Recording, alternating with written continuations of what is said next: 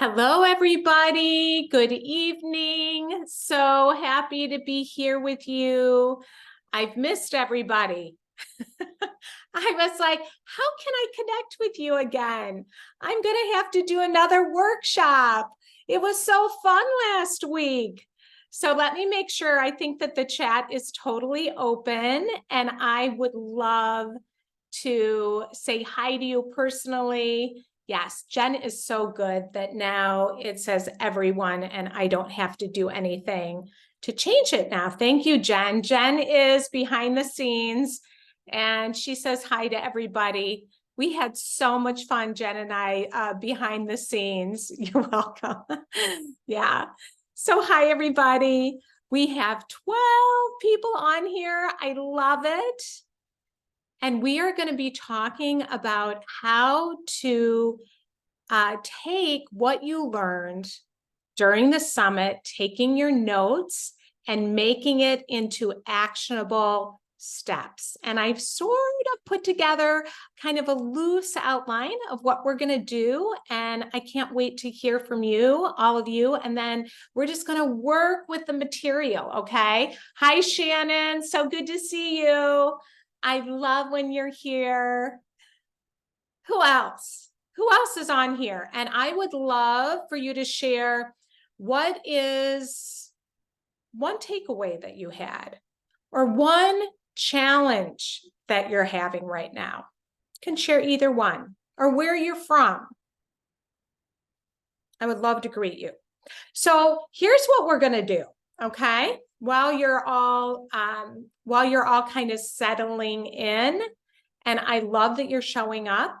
I am calling this Parenting 360 from Summit Takeaways to Daily Practice. And it is a lot. When you come to a summit, you get so much information. It's like a fire hose. Now, some of you have the all access, some of you don't. That's totally okay. Some of you got to watch all of them, some of you didn't. I just want you to know, I'm just so glad that you're here and you're showing up, because even if you didn't get to see, more than 2 presentations, you're going to take something away from this tonight. And I'm going to give a little overview of some of the themes that I saw coming up. And I want to hear some of the themes that came up for you. And I want you to get some paper, because I'm going to have some questions that I'm going to take you through so that you can take some of those things that you took away and you can turn it into just one action step. One thing that you want to focus on for the next day or the next week, and try it out and experiment. And that's the word I love, is experiment. We're just trying different things. Sometimes we try something and it is a disaster. It doesn't work. It backfires on us. And that's okay. That's parenting. We've heard it said over and over again, there's no parenting manuals. And even though I'm in the process of writing, another book, it's still, all of our situations are different and all of our kids are different. And so things are always shifting, and you're in a big transition. So things are always changing and new things are always coming up. And we kind of got to be fast on our feet in many ways, don't we? So affirm yourself that you are carving out time and you are coming to this. And I am so glad that you are here. So I'm going to get back over here and look. Hi, Holly. So good to see you on the way to work. Wow. You're on the way to work. Isn't that something? I love that you're here and you're listening on the way to work. Liz, hi, Liz. Dallas, love Dallas. You know that. My biggest takeaway was listen has the same letters that silent has. I have to hear my children before I speak. Now, see, isn't this good? Thank you, Liz, for sharing that, because when you share that, we can listen to it, and we're like, yeah, yes. And I loved that it has the same letters that silent has. I think I said, I think in the boundaries, I said that listening has the same letters as silence. I actually think I said that. And then I'm like, okay, no, listen has the word. I think it was Jen that corrected me. You mean listen has the same words as silent, but you got the picture. Letting my kids be who they are is the most profound expression of love. Thank you, Shannon. Yes, that whole thing about our narrative, Casey or Rory's talk on our kids, like allowing our kids to be who they are. And we oftentimes have our own narrative of who we think our kids are going to be, and it doesn't look that way. And that can be really unsettling. And so I love that, to allow your kids to be who they are. Can we surrender to that? Can we allow them to be who they are, even if it looks different from what we thought it was going to look like? Now, that doesn't mean, right, that we don't have limits or boundaries or allow bad behavior. That's not what we're talking about, but allowing our kids to be uniquely who they are. Because if we are fighting against, I always say it's like we are fighting for our kids. We don't want to be fighting against them. And sometimes if we're, we're wanting our kids to be somebody different than who they are, first of all, they pick up on that, and that's painful. We want to work on acceptance, but also it's going to cause suffering. Anytime that we're trying to force and control, it causes suffering, and it causes suffering for us. That's one of the biggest things that I have learned with my kids that are older, is if I have an agenda and I am just so intently wired into what my agenda should be, and believe me, I am, but I have to constantly be working on, okay, this isn't my life. That was another thing. This is not my life. This is my kid's life. And it might not look the way that I want it to look. And if I am resisting that and going against that constantly, it's going to cause a lot of struggle and a lot of disconnect in my relationship with my kid. So that's another good one to think about. Yes, or don't focus on results, but focus on efforts. Another great one. Thank you, Shannon. Hi, Sarah. So good to see you here. I love it. I love that you are here. Suzanne, hello. Good to see you. Hi, Kaylee. Woohoo! That's great. So I'm gonna come back and forth and look at my notes and then come back. And I just want to say thank you to Kaylee, because Kaylee, it was your post that I saw. You probably saw, I stuck it in the email, and Kaylee put out in the summit group, now what? Like the summit, it's like bang, right? This big summit, and then it's like, and then you're left with all these notes. And I don't know who it was, but they shared their notes. And it was so great to see all these notes. I'm like, I want those notes. Let's make those notes into a book, whoever that was. And maybe that was you, Kaylee, I'm not sure. But I got so excited when you were all sharing like takeaways and things that you were learning and things you were implementing. And I have a few of those that I'm going to share with you. But Kaylee put in there, now what? So how is everybody going to use what they learned and take their notes and implement it into actionable steps? And I said, a great excuse that I get to be with all of you again. So that's why I decided to do this. So thank you, everybody. Okay, so I want you to write down, okay, what is your biggest challenge right now? And I really mean it. When I say write it down, some of you are like, I don't think I need to write this down, but it's very powerful when we write things down. So write down, what's a challenge you're having? Now, we tend to focus on our kids' behavior, like they're disrespectful. That's a challenge. We know that's all a challenge. My kid is talking back. My kid is not doing their homework. They're always late to school. I'm having to drive them late every day. So those are our kids' behaviors. We tend to, and this was a theme that came up, focus on their behaviors rather than, okay, what do I need to do about how I'm reacting and how I'm responding to this? Because it really starts with us and what are we going to do about it? So let me give you an example. So let's say your challenge is, my kid is being disrespectful. That's my challenge. And then I want you to write, okay, what do I need to do about that challenge? What can I do about this? And I want you to think about that. And then I want you to think about what you took away from the summit. And was it something that spoke to that challenge? So think about your struggle. And then I want you to the reason that I start with your struggle, and you can write it in the chat also, because that helps everybody.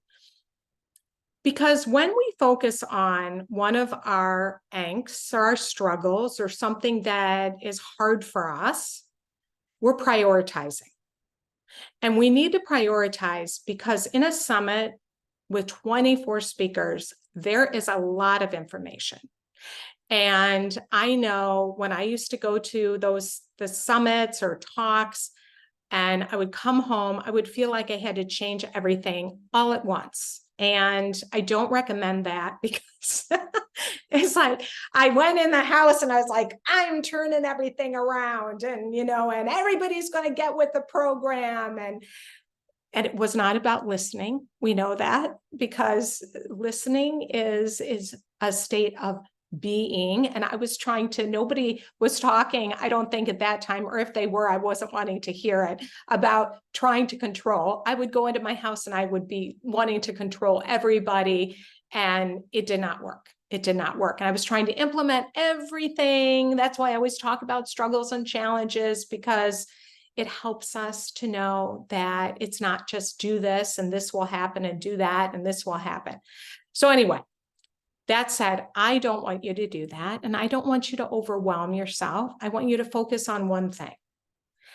The goal is not to implement every idea and every takeaway you got, because that just will cause stress. I want you to think about meaningful shifts.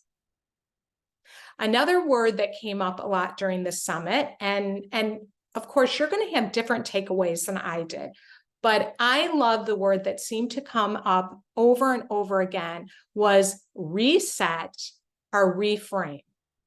I love that. That's what you're doing here. You're resetting, you're reframing. Yes, that's so awesome. Like, we need that encouragement that we're all here to learn, to grow, and to hit the reset button. So number one is prioritize, don't overwhelm. Number two is start small. It's the little things that make the biggest difference. The little things. I think about how Sarah posted how she took what Joanne Crone said about comfy, and it was, I think the word was connect. And so she shared, and I love when you all share like your takeaways and how you implemented what you learned. And she decided, and Joanne had talked about just going and plopping down on her kid's bed and just hanging out. And how her one son was like, well, what are you doing?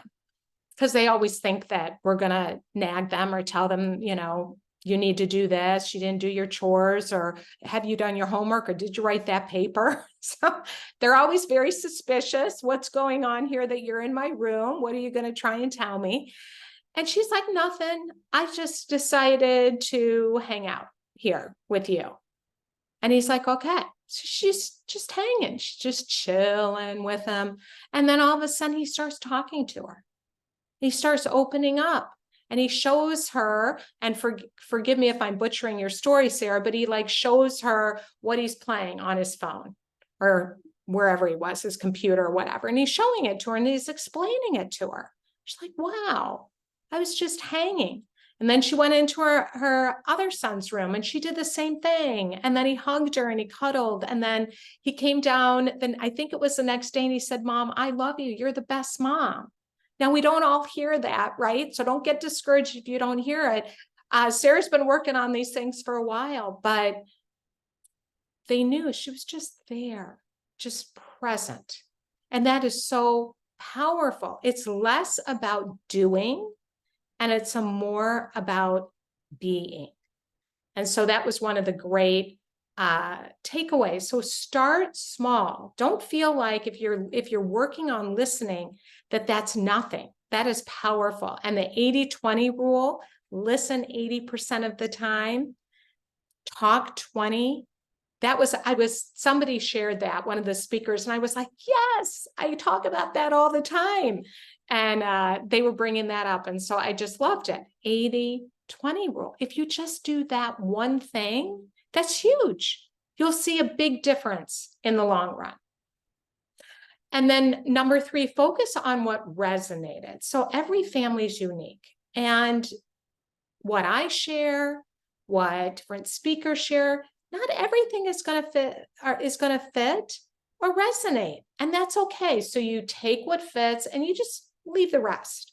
It's helpful, but that doesn't fit for my family. Thank you, but not going to work. And that's okay.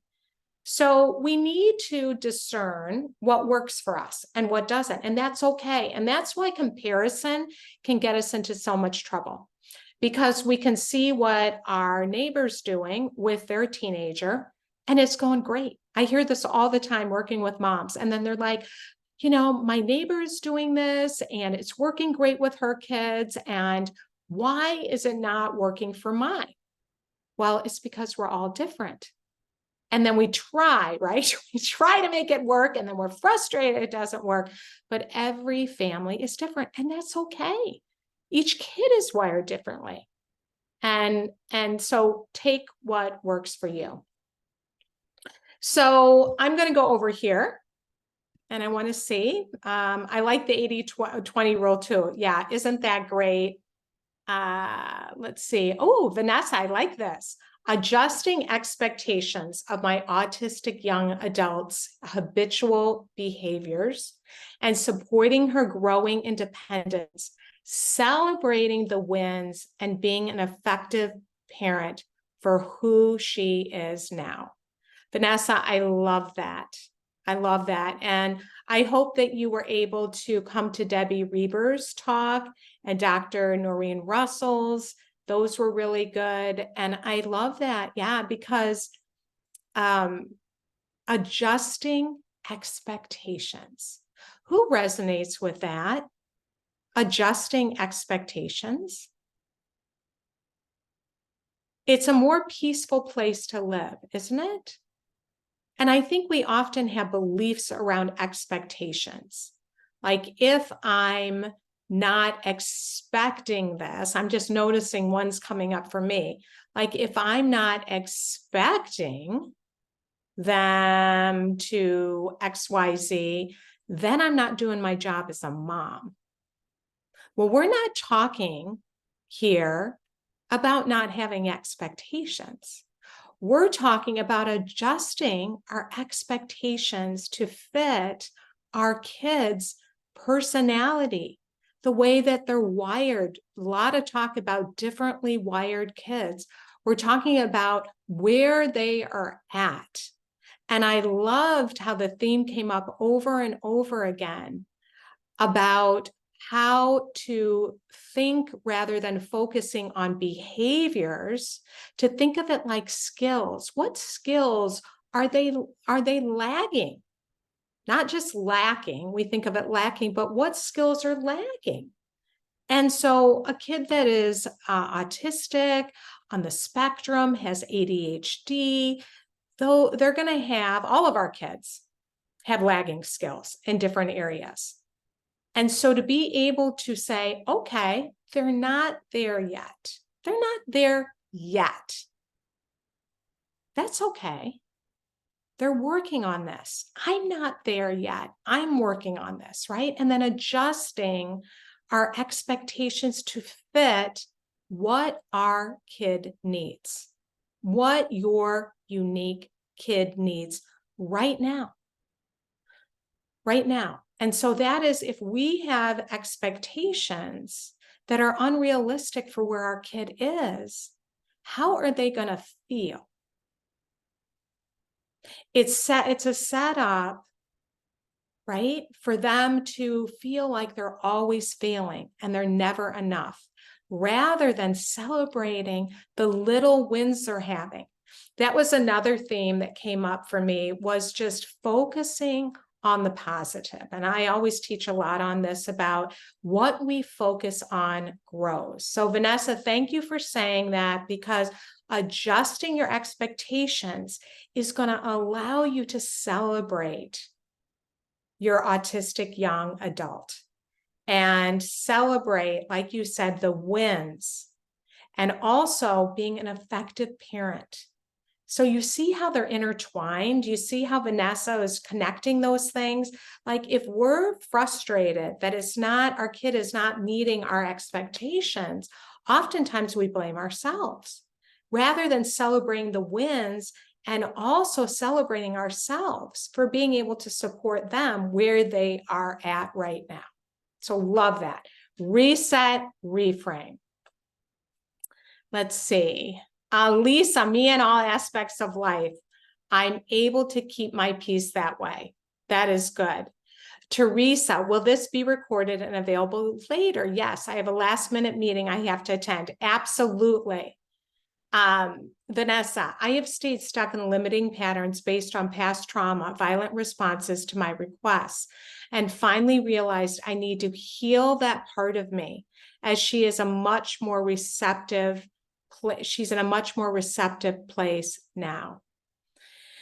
And you're very welcome, Vanessa. And thank you for sharing that. And thank you for sharing that, because that helps whoever's on here. You know who you are, where you're feeling stuck to. And don't we all feel stuck? And then going through that trauma and knowing that, when we experience that trauma and that PTSD, and I don't know all the story behind it, but it's hard. It's really hard, and it comes up a lot, and that fear response to things. And if you've gone through something traumatic with your kid or in your life, in different situations, when we have tweens and teens, it can stir up a lot of those old fears that we have.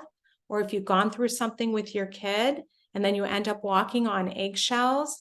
And so it's healing. I want you to think of it like we're all working on healing in one way or another. And so thank you, Vanessa, for sharing that. Lindsay, yes. Now, how to get my husband to adjust his expectations. Who's relating to Lindsay? Where you feel like, gosh, we're just not on the same page. And that is so common. Many of you are single, or you're dealing with exes, going through similar things, and that is very difficult. I just want to give you a little encouragement and hope that just by you being here and working on these things, it is going to be very powerful for your whole family. That's why it's Moms of Tweens and Teens. And I love you, husbands, and whoever is watching this, men that are watching this, kudos to you.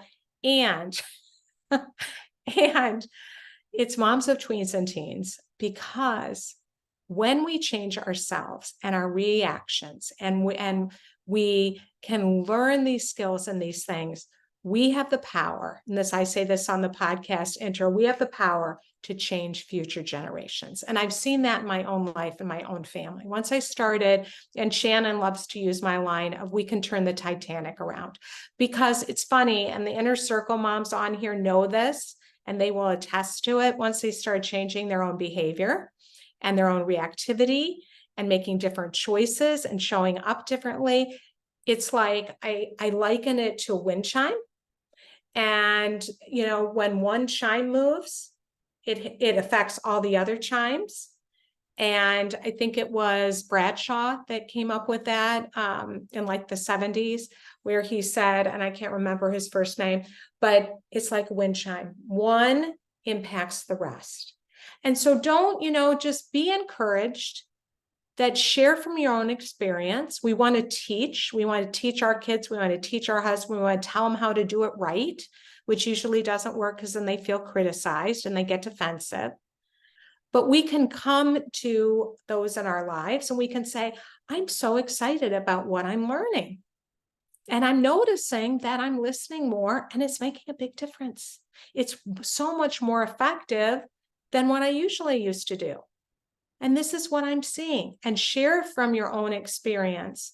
And that has a lot of power rather than trying to change somebody else. And I only say that, I'm not saying that you're actually saying that. I'm saying it from personal experience because I've done it and it doesn't work so well. It helps. Let's see. Yeah. But I love that you're saying that. Yeah, Teresa, thank you. Yeah, I also had to heal. Shannon, yes. I listen to all the Zooms when my hubs is in the background on the computer, and he is learning too without him even knowing. That's very clever. So maybe that's somebody's takeaway. If it helps, my hubby has gradually come on board with accepting her diagnosis. We're more of a team now, that we're not blaming each other. Time and patience. Thank you for sharing that. And when you have a kid that has behavioral issues, differently wired, autistics, the special needs, it can cause a lot. And if you have a kid that's causing a lot of upset in the home, it can really divide you. And I just want to say that where I think that there's a connection point is to realize that when there's stress in the home, we're all upset. And that can be a connection point to be able to say, you know what, because I'm upset too. I'm upset too. And we handle it differently. And that's where the disconnect comes, is because one might try to control more. It's like this, one might try to control more. And so the other one becomes more passive to try and balance the other one out. So if we can talk about the patterns and say, how can we get more aligned? That can be really helpful. So perfect. I love it. So what else? So focusing on that challenge. I love that you're sharing those. And then think about, what's one thing that I can do? One thing that I'm going to try and experiment with. So I am going to give less advice and I'm going to listen more. When I notice that I'm going to make a declaration to my kid, I'm really going to work on this. I notice I give you a lot of advice and I'm going to work on just listening and shutting up and not saying as much. Huge, huge. So I want to, while I'm going to come over and I want to hear some of your takeaways, something that really is resonating with you. You can also share a challenge or struggle or a question. If you have a question, put it in Q&A, okay? It'll help me so that I can just see it pop up and then I can go and answer it. But I'm going to share just a few of my takeaways. And I didn't want to leave one speaker out because they were all so amazing. But I'm just going to kind of popcorn different things I heard from different people. You can popcorn a few things that you heard.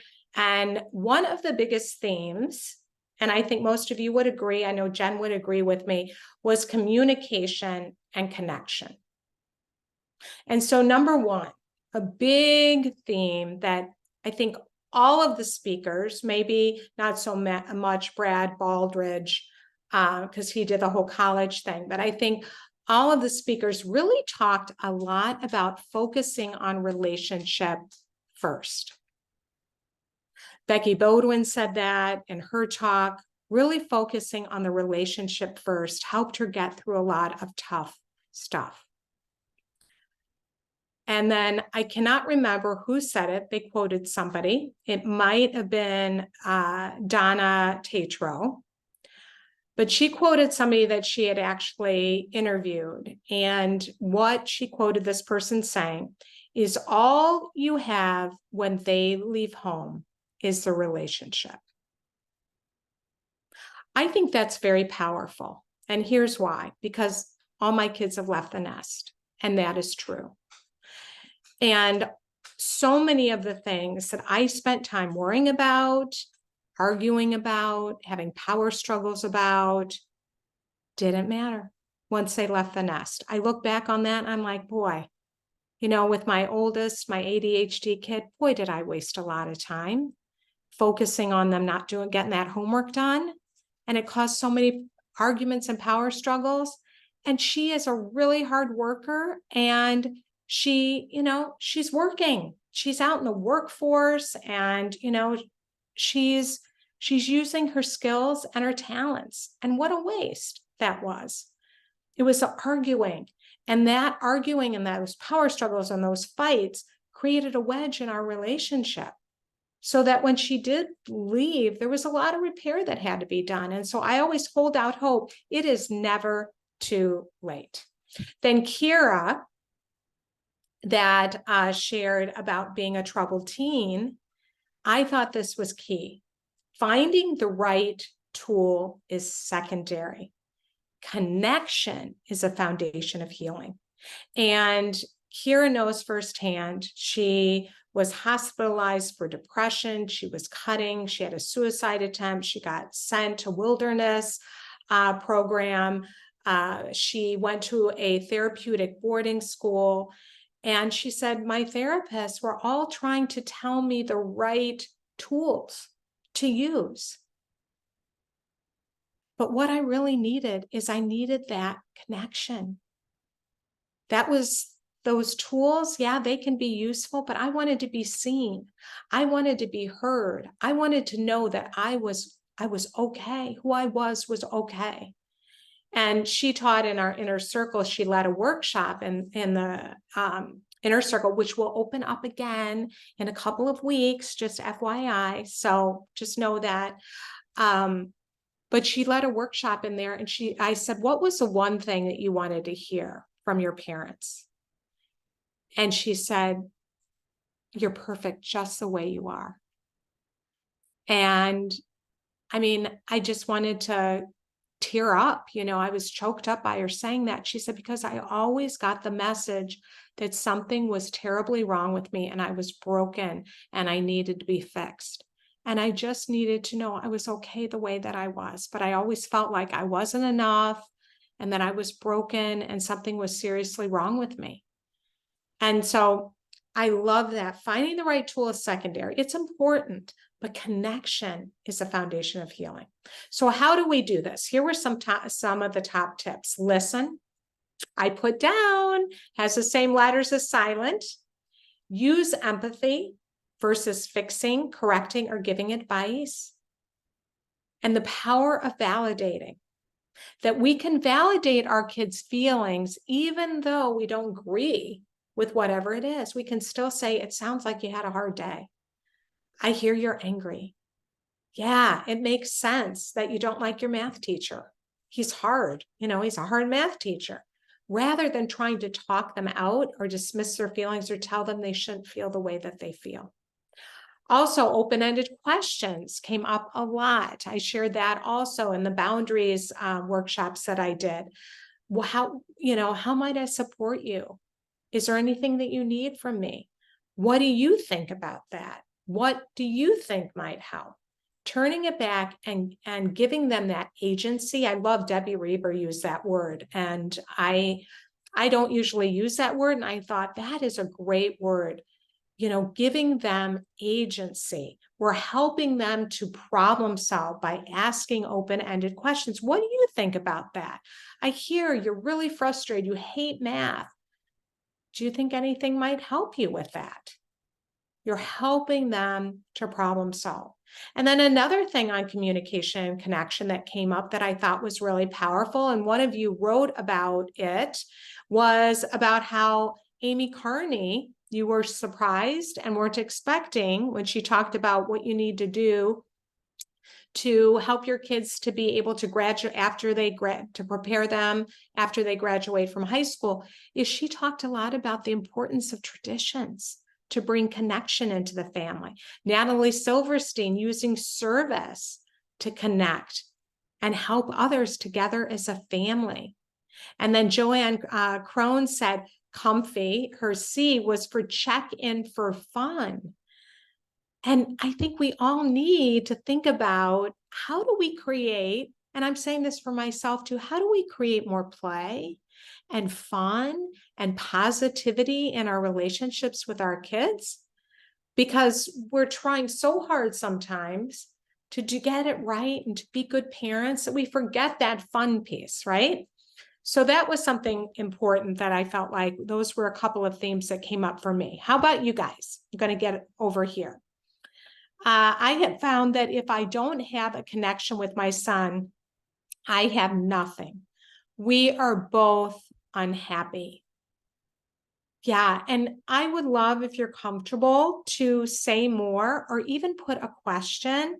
And I apologize, it's showing up as SJA, and not your name. But I think that I just want to say that's a really discouraging place to be. And so I just want to encourage you and say, and I think every single person here feels the same way that I do. You're here. And I'm just so grateful that you're here. And I don't know if I'm reading this wrong, but I've been there. So I'm imagining you're really hard on yourself, which I think was another theme that came up, was how we can be so hard on ourselves.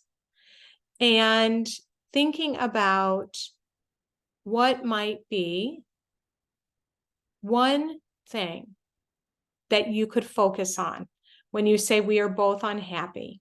Thinking about, I think of unhappy as we're sad, and there's a sadness there. I don't know the story, but we're sad. And also thinking, I loved when Debbie Reber was talking about that. And she was like, in fact, I wrote it down. I'm going to read it because I thought maybe this will be hopeful and helpful. She shared how she still screws up and how she practices compassionate self-talk. This is what I asked her, what do you say to yourself? This is really hard right now. What do I need right now?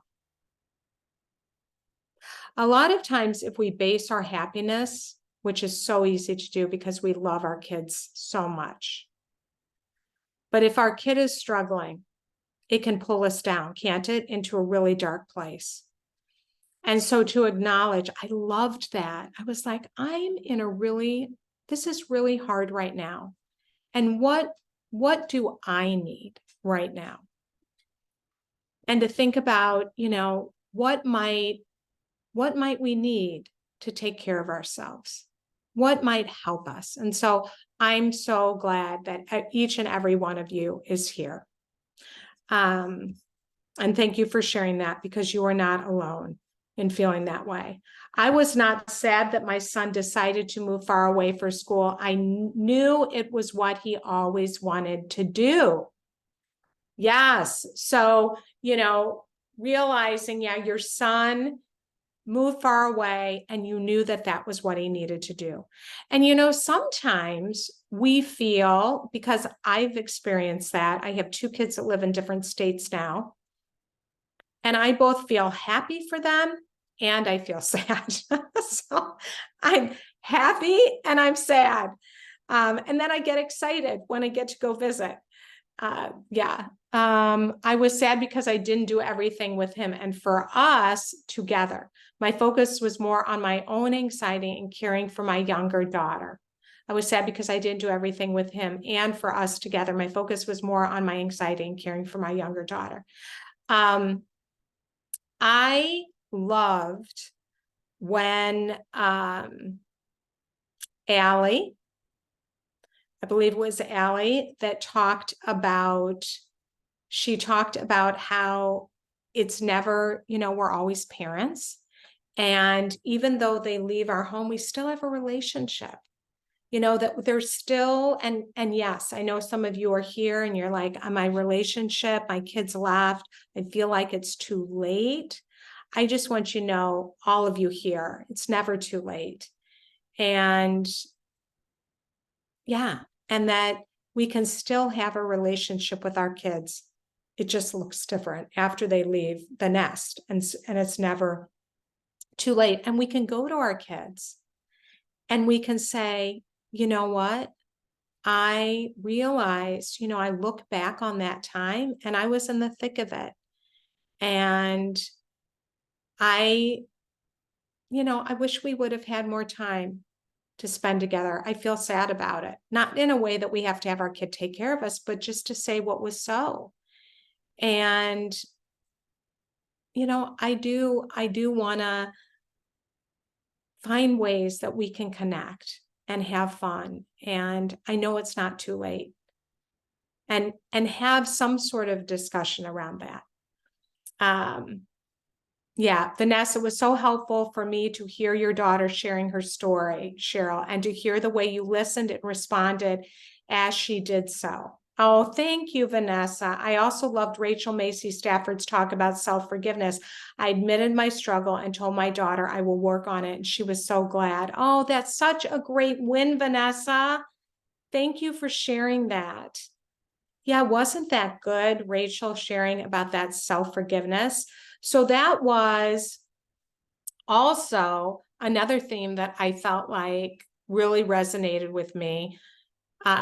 Being compassionate towards ourselves and our kids. And then I put, Vanessa, thank you for reading my mind. Rachel Macy Stafford talked about our limiting beliefs and how hard we can be on ourselves.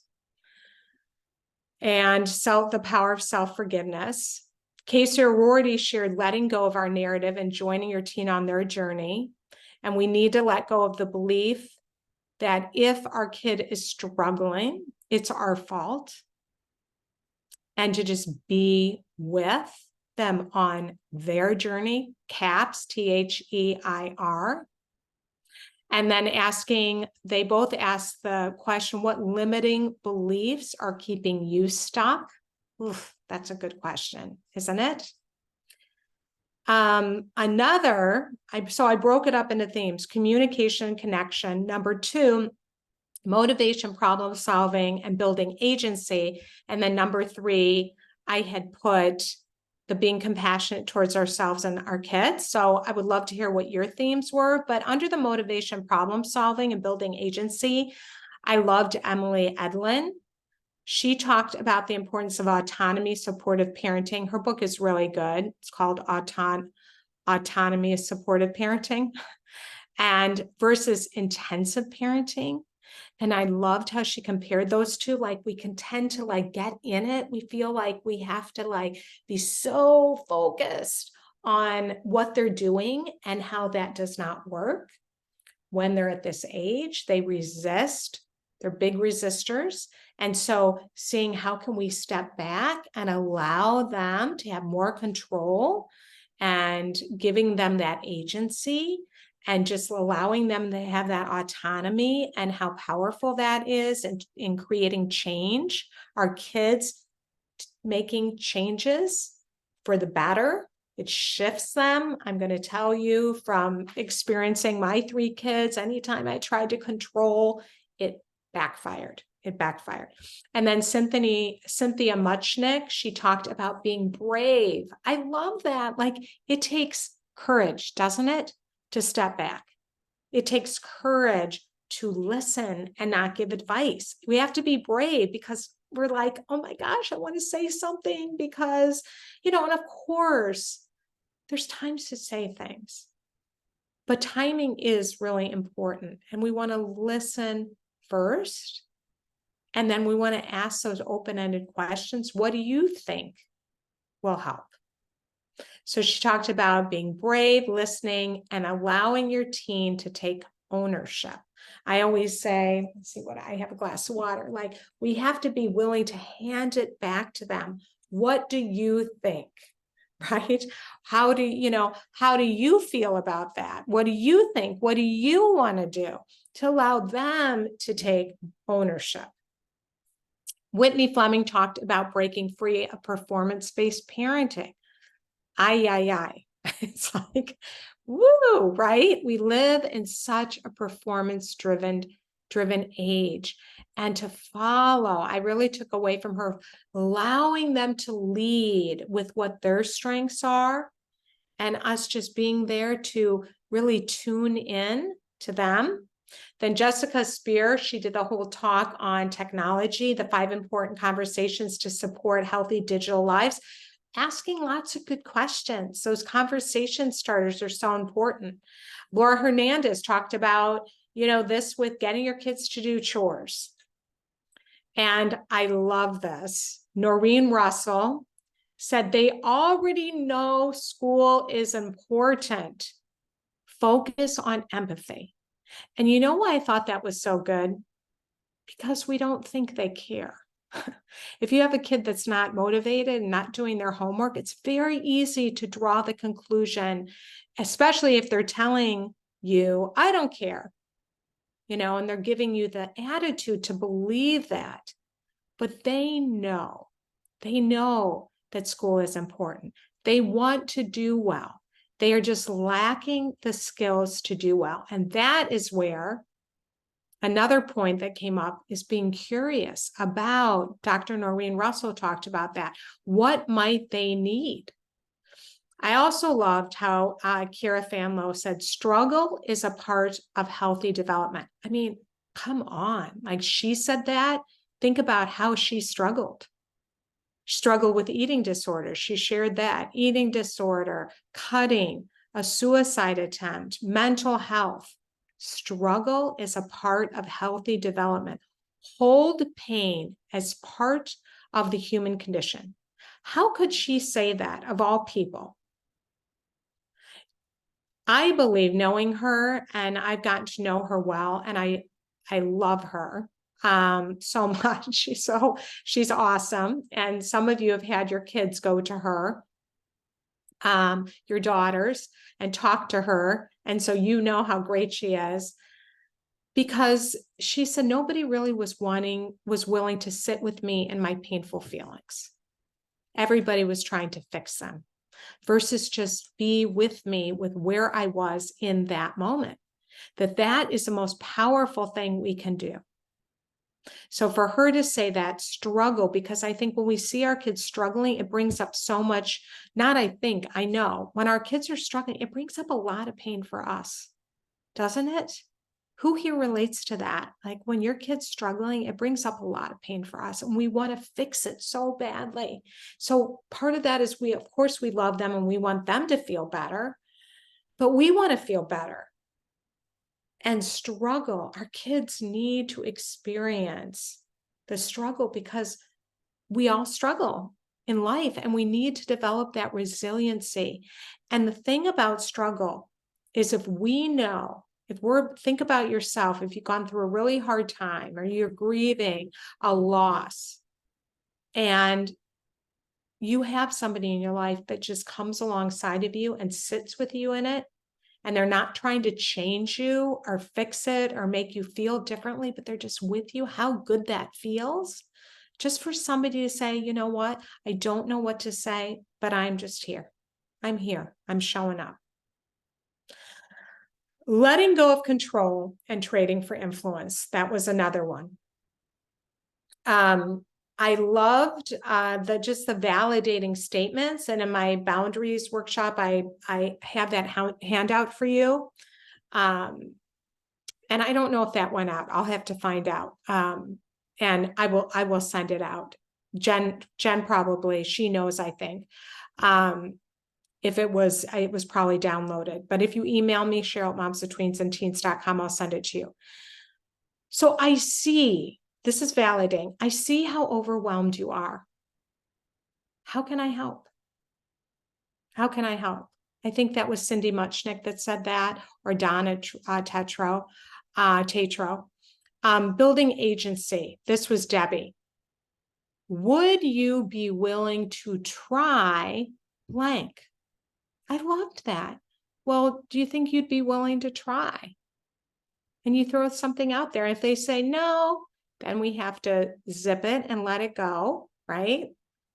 But a lot of times they come back just because you're giving them that space and that freedom to make it their choice to do it, versus you trying to force them, that they then end up moving into a place of, okay, I'll give it a try. Another one that came up is prioritizing strengths. What we focus on grows. Curiosity. Being curious. I noticed you waited until the last minute. What was going on?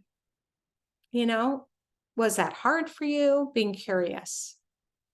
And then working together to come up with ideas to problems, to collaboratively problem solve.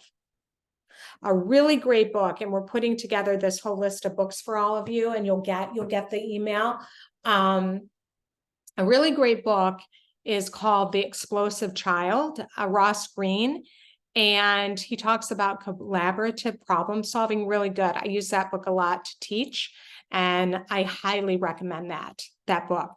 And then I shared in the boundaries, moving from managing everything, to coaching them. Ned Johnson used the word consultant. We become a consultant. And how can we, this was another good one, Debbie Reaver, how can we help the way others see our kids? For those of you that have differently wired kids, she said, rather than focusing, and this was Dr. Noreen Russell as well.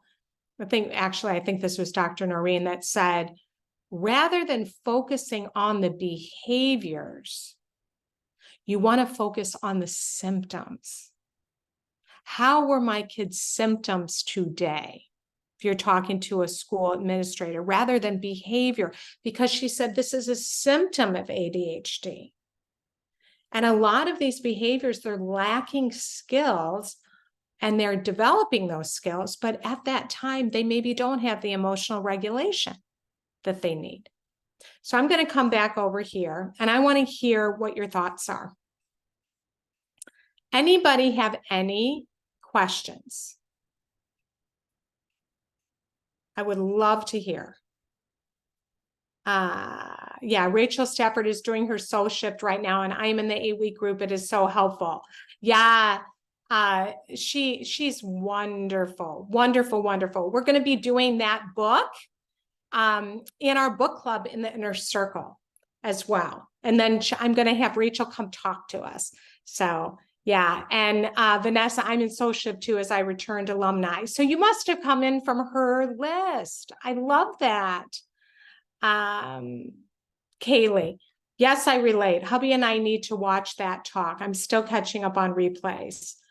Kira Fanlow, yes. Okay. Thank you, Cheryl, for the Boundaries Talk webinar. I absolutely used it on my anxious 14-year-old daughter on her first high school homecoming dance night this past Saturday. Instead of talking, advising her through her fear and nervousness of not fitting in, not meeting her friends, everyone is getting ready together, meeting beforehand, I checked in with her. You seem to avoid making decisions. I noticed that you are nervous and kind of sad. Do you need a hug? And we sat together, hugging on the couch, and she started talking. We decided together that she will ask my son's girlfriend to get ready, and Sarah, the girlfriend, asked have you ask your friends where you could meet at the dance. Oh, I love that. Yeah, that's how I came to the summit. I love that.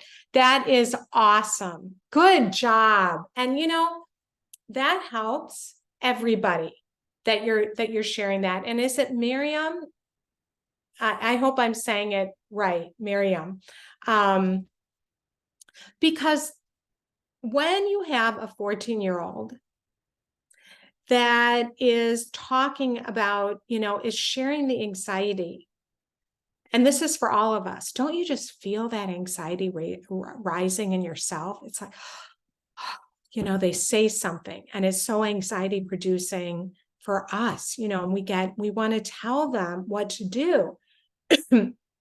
And I love how you handled that because you reflected back what you saw. And that is what reflective listening is. You notice something in your kids. I'm noticing that you seem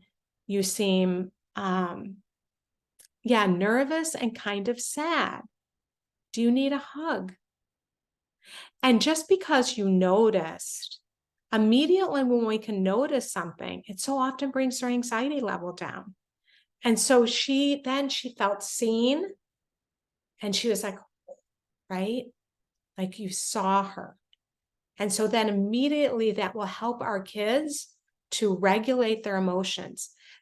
Dan Siegel uses the name it to tame it. You seem angry. You seem sad. Your kids will correct you if you're not reading it right. They'll go, no, I'm not sad. I'm just angry. Oh, okay. And just by naming it, it tames it. And that's the same thing for us. And so then you sat together hugging on the couch, and what a beautiful way to be connected. It was less about having to fix her anxiety, which would have made her more anxious, but she was able to talk and share with you. So thank you so much. Yeah, it changed it all. And this is the power. And I just want to affirm you all, because this is the power of a group, that you learn from each other. And so when Miriam shares this, then all of you are encouraged and inspired to try it too. And so we're all like encouraging each other to try it and learning, like how Miriam did it. Yeah, she came home and she was so happy. Miriam, I love that. Miriam. Miriam. Yeah, and we had such explosive situations beforehand. My 19-year-old son said when he left, keep calm and carry in, or is it carry on? Keep calm and carry on. And that is the thing that's that fighting against versus fighting for. And maybe fighting's not the right word, but I think you know what I mean. A lot of times we just feel like we're swimming against the current. We're trying to get them to feel differently about something, rather than sitting literally, like Joanne's analogy of the comfy couch, literally sitting with them where they are at and just being with. Powerful. Our suffering, there's a saying, and I think it's Henry Nouwen, I'm not sure, but he talks about how, that's my dog back there, how suffering lessens when we're not alone in it. And then it's like, and then she felt free. Then your kids feel freer just by being able to express it. And it's the same thing for us. I want to read a couple other ones of people posting. You know who you are. My daughter had an emotional meltdown this morning. She only offered a basic 5-word explanation. So instead of assuming anything or trying to relate or offering advice or trying to fix it, I just asked questions and listened, and kept doing this until she was able to get it all out. Yes. And she was calm. So it's kind of like, this is my analogy, I'll hold the bucket and you can just like, right? And I'm just going to sit here and I'm just going to hold it for you. A lot of times, that's why a group is so powerful, because then we need to go dump our stuff out because we're containers for our kids, and that's sometimes a lot to contain. So we need to have a safe place. That's why we have the inner circle where we can bring our stuff. And so, but I love that. And then she felt lighter. And I only offered a thought when she asked. Remember the solicited advice, the unsolicited advice? We're telling, she asked for it. So there you have permission. And just sat with her for support until she was ready to do something else. She was able to get an explanation from the other party a little later. She goes on, and then she went back to being her happy, sassy self. I didn't have to follow up or check in on her, and she came back and she shared with her. So I love this. And yeah, and so just powerful, powerful stuff. Yeah, so we'll probably be on here. I don't see any questions. I'll probably like 5 or 10 more minutes. So Vanessa, I'm thinking of how I can suggest your work group to a friend. His daughter needs him to know these things. Vanessa, have him reach out to me. You can give him my email, okay? Unfortunately,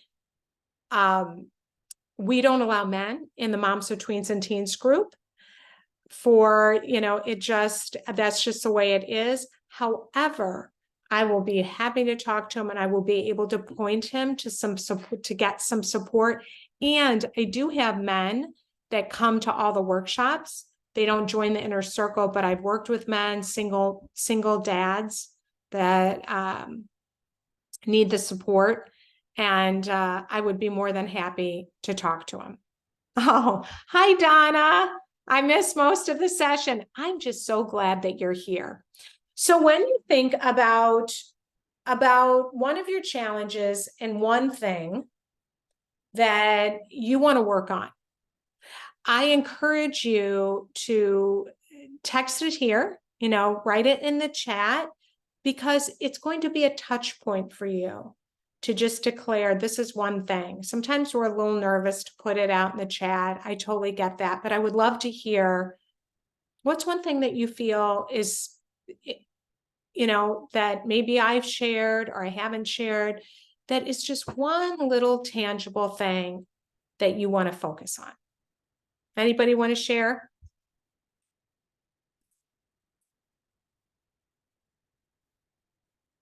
Vanessa, to work on making my decisions from a place of love and empowerment rather than fear.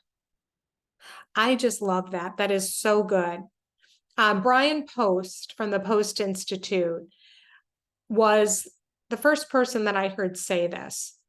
And he said, there's 2 emotions. We do this whole sachet in the inner circle, sad, angry, scared, happy, excited, tender, and also the H in there's hurt, happy, hurt. And we focus on like those main emotions. But he said 2 emotions, fear and love. And all the emotions fit under those 2. And I thought, boy, that sure feels true, doesn't it? So maybe for you, Vanessa, it might be noticing when I'm feeling scared, and then just kind of slowing it down and just saying, I'm noticing I'm feeling scared right now.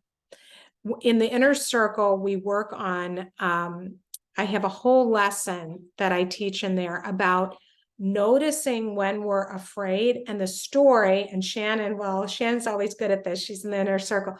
What is the story I'm telling myself? Because often what happens is we have a story attached to our fear. And so when we can start recognizing I'm feeling afraid, okay, what am I afraid might happen? And then there's usually a story, and that we're telling ourselves. Then we can say, is that true? Is that true? Well, maybe it's true, but maybe it's not so true.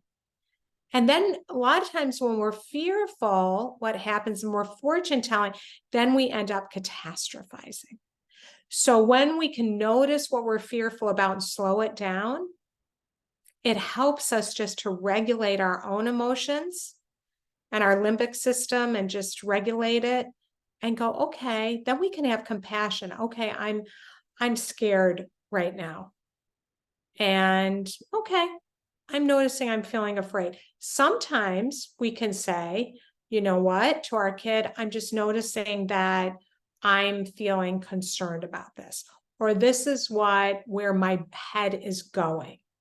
This is where I'm going with this. And to include them in that and be able to talk about it. Yeah, that's a good one, right, Donna? See, you showed up at the perfect time. I was totally relating to Vanessa's comment. I am always working on this. Yes, Shannon, I do my breathing exercises and then move forward. Yep. Breathing exercises are really good. And that's where the mindfulness can be so helpful. I know we hear so much about the whole mindfulness thing, but how it's helped me is I can just to know that they're fleeting emotions, because we tend to judge it. We tend to judge our fear as bad, our anxiety. And then we're like, don't be anxious, don't be anxious, don't be anxious. And then we get more anxious. Where mindfulness is helping you to be non-judgmental towards your feelings. So it's like, okay, they're like clouds. And it's like, there goes fear. I'm afraid. It's okay. I'm afraid. Makes sense you're afraid. Makes sense. And so we just observe these emotions and we can breathe. Liz, be brave to step back and lessen the control. As a mother to a Black male, it is hard to not smother them in order to protect them. I have 2.5 years left, and I have to love and trust him to problem solve. He is such a good kid. I am blessed. Yes. Scary, right? That they can, all those fears, and like, what is the story that I'm telling myself? And that is causing me to feel like I have to protect. That's really good. My grandson is Black. He's my daughter's son, and so he's biracial, but he's dark. I think about that now. I think about it differently now. I think about getting pulled over, by the police. It is different. It is different. And then how do we talk to our kids about those things? How do we, without putting fear into them? Sometimes it's good to have a little bit of healthy fear, but how do we coach them? If this happens, this is what you need to do. This is what you need to do. So I am just hugging you, giving you a virtual hug. Yeah, such a good kid. And trusting him to problem solve. And we can also ask our kids, if this were to happen, like my daughter going to a concert in Chicago when she was a senior in high school, what are you going to do if you lose your friend? What are you going to do to stay connected to your friends while you're there so you don't lose somebody? Do you have a buddy system, right? We can help them to problem solve. She did lose her friend. She called me from a Dunkin' Donuts. And that was the second thing. If you lose a friend, where are you going to go? How are you going to call us? Yeah. Let's see. Lisa, that is a good one. I need to listen and be more curious rather than micromanaging everything. And my fear of the future is why I do that. I definitely learned that this is not helping. Ding, ding. I need to get better about self-care too. My whole life is my kids, and I'm very hard on myself. So good, Lisa.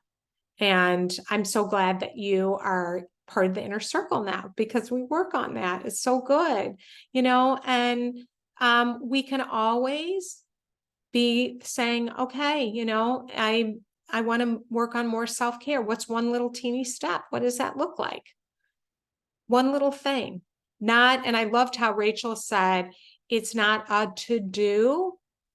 I forget how she phrased it. Maybe one of you remembers. She said something like, how do I care for myself? Those of you that are in her class probably know how she says it, but it is in such a gentle, non-judgmental way where it's not just like judging ourselves, because I think that is, we can be really hard on ourselves that we're not taking care of ourselves, right? And we're criticizing ourselves, we're not taking care of ourselves, or we're criticizing ourselves that we don't have more of a life because we're so focused on our kids. And so here we are, we're just piling criticism on top of criticism. So good, I'm so glad. Yeah, soul shift, really good. Shannon, I feel tender towards your comment and the reality of the world we live in. Hugs.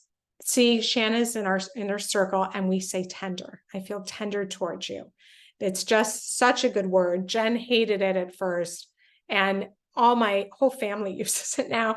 And my daughter's friends use it now, because it's just, rather than like pity or, oh, I feel so sorry for you. It's just like tender. I feel tender towards you. I love that word. So yeah, the reality of the world we live in. So gosh, has this been good? Has this been helpful? Do you feel like, I hope that you feel like you're getting some things that you just really want to focus on. This is the plan. Okay. And Jen, you can chime in here. Oh, I'm so glad, Vanessa. I just care about you all so much. I am so honored that you showed up for the summit, that you joined, that you came, that you participated, that you've been so active, that you've been supporting each other. I mean, I have not had, because we've been so busy, a big, I didn't during the summit. I was not able to look at all the comments. I went in there today. I was like, you gals are like champions. Like, wow. I was just blown away. And I don't want it to end, but you're going to be getting some nurturing emails from me, just, some supportive emails now. And then in 2 weeks, not this coming week, but I believe the week after, I'm going to lead a couple more workshops. And I would love for you to come to those. You'll get an email about them. And then we are going to open up our membership again for anybody that wants more support and wants to be in a community. We have groups, we have book clubs, we have chats, we have Mott's University. I do a live coaching call every week, but you'll have this wonderful community around you where we get together in person through Zoom and we talk about these things. We talk about our pain points. We talk about our struggles. Moms come to the groups and they'll share, I am really struggling with this right now. It's really hard. And then moms come alongside, and then some moms will say, I'm right there with you. And it's a beautiful coming together and sharing. And you're face to face too. But you can also participate as much, or you can be more of a bystander, but there's tons of support. And every 2 weeks, I do a teaching and then we work on it. So some of the moms are on here have been in it for over a year, and because they've made such great friendships. So be on the lookout for that. Oh, thank you, Vanessa. I really appreciate that. You said that I can, yeah. Thank you. You're welcome, Shannon. Thank you, Kaylee. Thank you, Liz. It's funny that you say that, Vanessa. I ended up interviewing them a lot, but I appreciate that, because I have an app on my phone to keep track of people's names, because I'm not usually good at it. But I very much appreciate that, and I will take that in. Miriam, I'm happy that I hopped on the summit. Even when I was late in the game, I used what I learned right away. Yep. You know what? And it's just about showing up and doing what we can. we can't do everything. We can't do everything, right? So I just love that. You know what? I kind of came late, but here I am. And I got some really good nuggets. And that's the same with our kids. Showing up, showing up. I'm going to sit with you right where you're at right now. I'm just going to show up for you. Don't have to. Showing up is like the most important thing.